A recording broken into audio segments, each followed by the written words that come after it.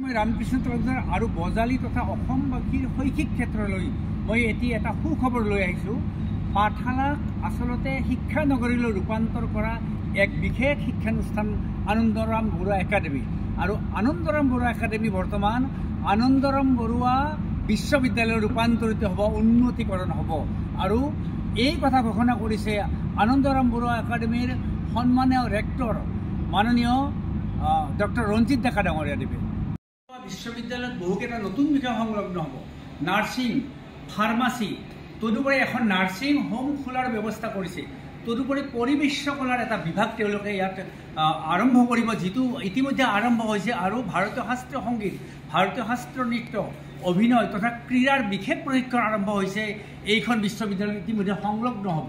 গতিকে আনন্দৰাম বৰুৱা একাডেমীৰ এই ঘোষণা কৰিছে আজিৰ তাৰিখত, আজিৰ দিনত সন্মানীয় ৰেক্টৰ ৰঞ্জিত ডেকা ডাঙৰীয়াই।